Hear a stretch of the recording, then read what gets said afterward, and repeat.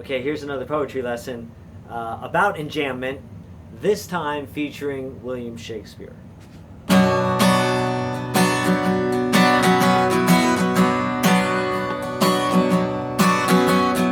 Wake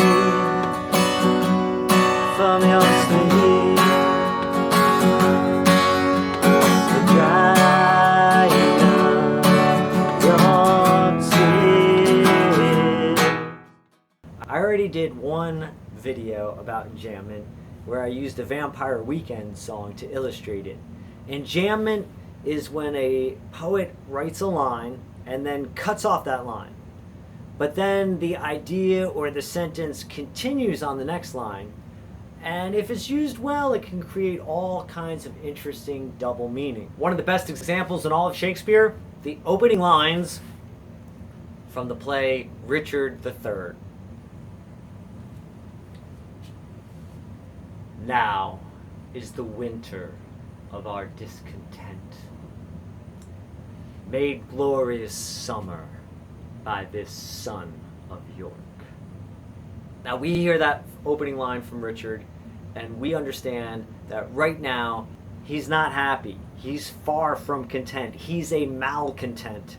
He is suffering through a cold, bitter winter of discontent. Okay, that's the first line of the play, but it's not the end of the first sentence. The sentence actually continues on to the second line.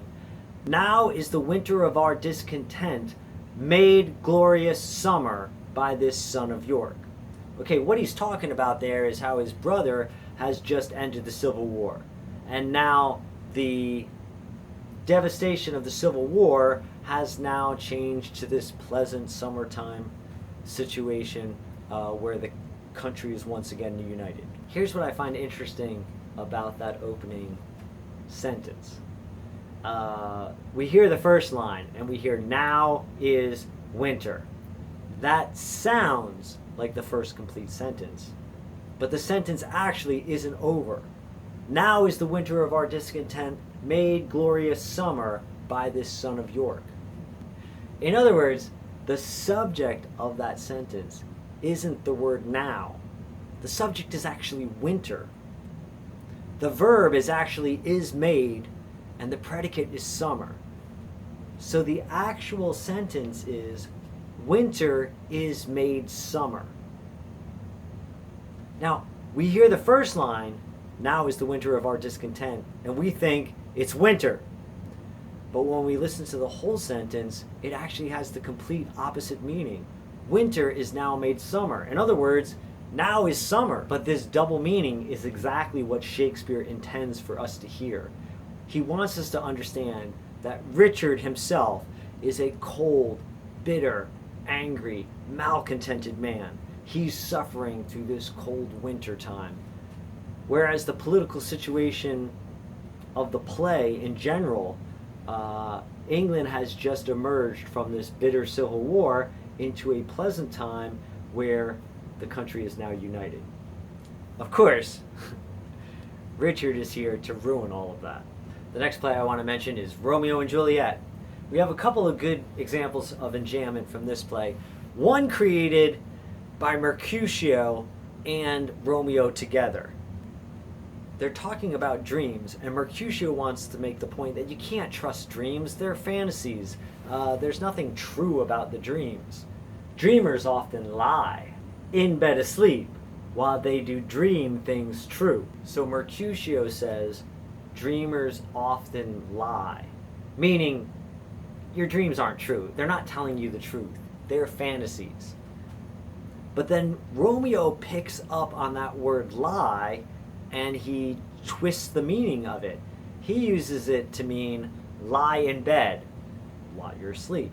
So Mercutio says dreamers often lie, and then Romeo picks up that idea and continues the sentence and says dreamers often lie in bed asleep while they do dream things true.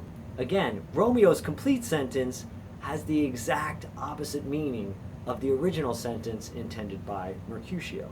Our next example also comes from the play Romeo and Juliet. It comes from Juliet, and I love this line because it shows us how intelligent she is and how skilled she is with language. Now, this comes from late in the play, after Romeo has already killed Tybalt. Juliet is talking with her mother, Lady Capulet, and Lady Capulet says, I know you're crying about your cousin Tybalt's death, but don't worry, I've hired a hitman to go after Romeo, and we are going to kill Romeo and get revenge for our dead cousin Tybalt. What do you think about me hiring a hitman to kill Romeo? Now, Juliet has to tell her mother what her mom wants to hear. But of course, Juliet wants to reveal to us in the audience her true feelings for Romeo. So she comes up with this absolutely brilliant line. Hey Juliet, what do you think about hiring a hitman to kill Romeo? Indeed, I never shall be satisfied with Romeo till I behold him. Dead is my poor heart for a kinsman vexed. Now, this is another interesting line, and the question becomes, where do you put the period? Where do you break this up into two sentences? Okay, so what Juliet says for her mom to hear, so that her mom thinks, okay, yeah, Mom, I'm agreeing with you, we should kill Romeo, is, indeed, I never shall be satisfied with Romeo till I behold him dead. I'm never going to be happy until I see that murderer Romeo dead, so we can get our revenge for Tybalt. And then she continues, is my poor heart for a kinsman vexed. Now, kinsman means relative. So what Lady Capulet, her mom, understands is her heart is very upset because of her cousin Tybalt's death. But the way Juliet wants us out in the audience to hear it is this. Indeed, I never shall be satisfied with Romeo until I behold him. Period. Dead is my poor heart for a kinsman vexed. When you break up the sentence that way, what she's saying to us in the audience is, I'm never going to be satisfied with Romeo until I can see him again, until I can be with him again. My poor heart is broken because I'm so upset about not being with my husband. I got one last example for you, and this one comes from the play Macbeth.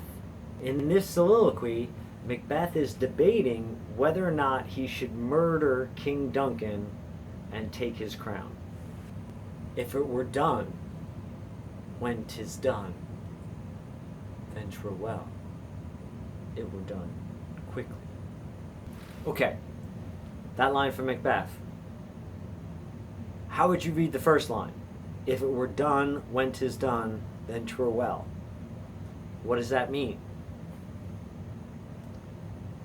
When we add the next part to it, when we continue that idea and make it a complete sentence, how does that idea change a little bit? If it were done when 'tis done, then 'twere well, it were done quickly. Now, that line kind of summarizes the main idea of the soliloquy. Macbeth is basically saying, you know what? If I could murder King Duncan and not have to face any of the negative consequences, that would be great. I would get to be king, and I could rule Scotland. But that's not the end of the line. He continues this thought, and he says, if it were done when 'tis done, then 'twere well it were done quickly. In other words, I should do it immediately. I should get this taken care of tonight while he's here in my castle.